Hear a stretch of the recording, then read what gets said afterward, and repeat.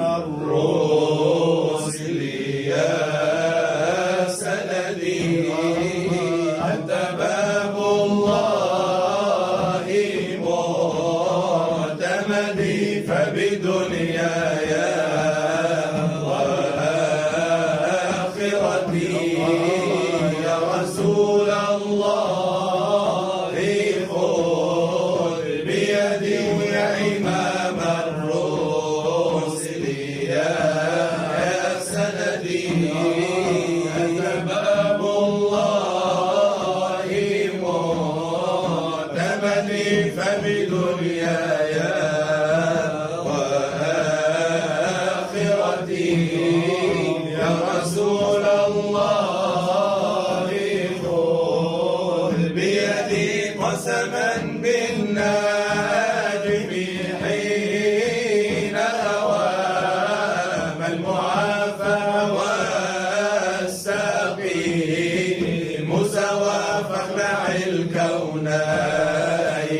عنك سوى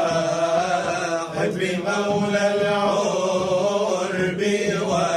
والعجم يا إمام الرسل يا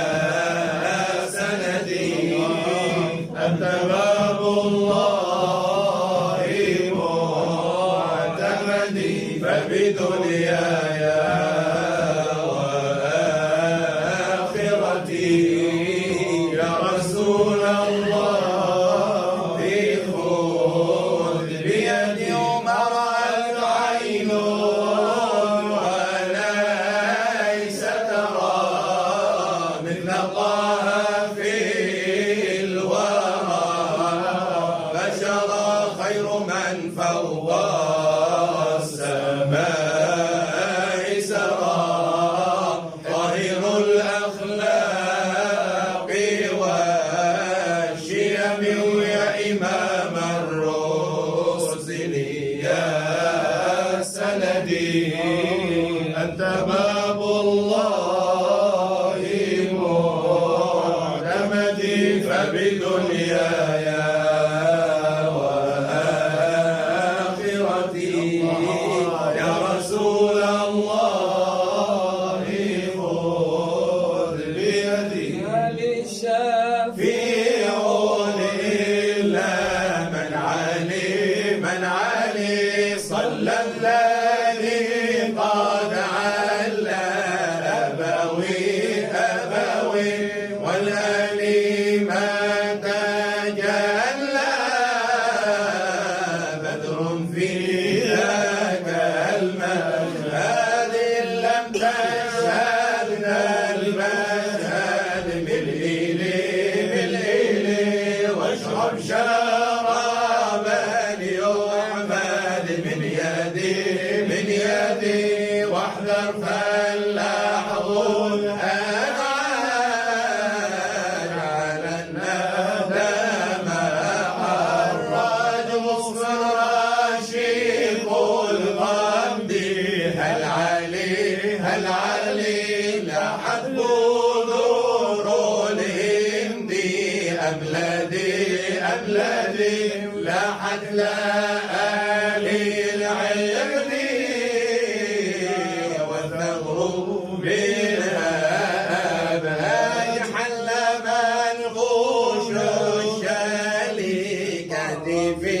كتفي أرخى فوق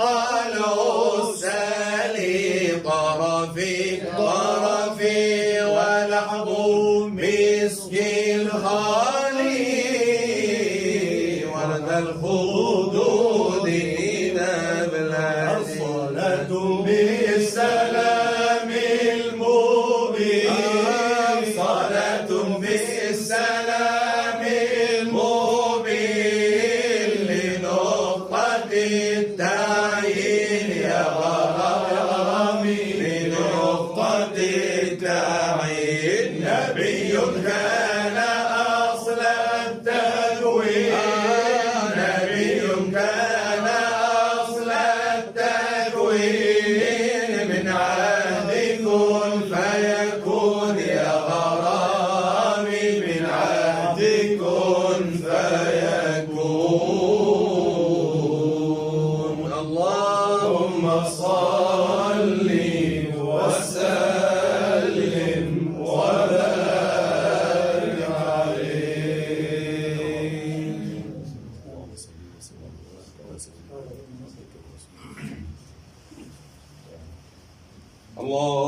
صل وسلم وبارك عليه وعلى آله صلى الله عليه. هذا وأن نسب المختار صلى الله عليه وسلم رفيع، وجاهه عريض منيع، وهو صلى الله عليه وسلم محمد بن عبد الله الذبيح ابن عبد المطلب ابن هاشم الرجيح ابن عبد مناف ابن قصي ابن حكيم ابن مرة ابن كعب ابن لؤي ابن غالب ابن فهر ابن مالك ابن النضر ابن كنانة ابن خزيمة ابن مدركة ابن إلياس صاحب النهي والأمر ابن مضر ابن نزار ابن معد ابن عدنان نسب صاحب الشريعة والتبيان. ومستعلقت الإرادة القديمة الأقدسية ببروز جوهرة كنز الحضرة الخفائية لطلوع فجر الأسماء والصفات وإشراق صبح طلعة الذات.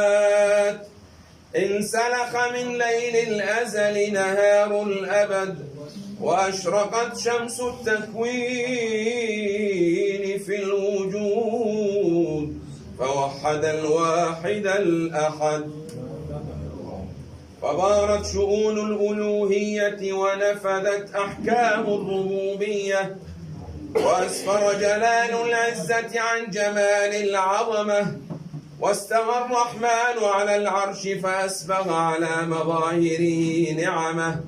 وسرى سر القيومية في الأكوان،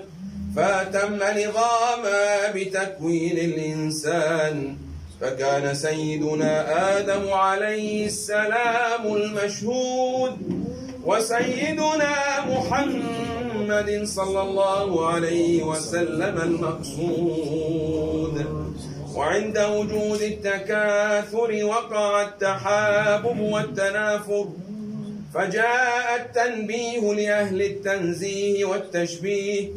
من الكاف والنون عن سر الغيب المكنون. إنا لله وإنا إليه راجعون. عطر اللهم روضه الشريف بعرف شديد من صلاة وتسليم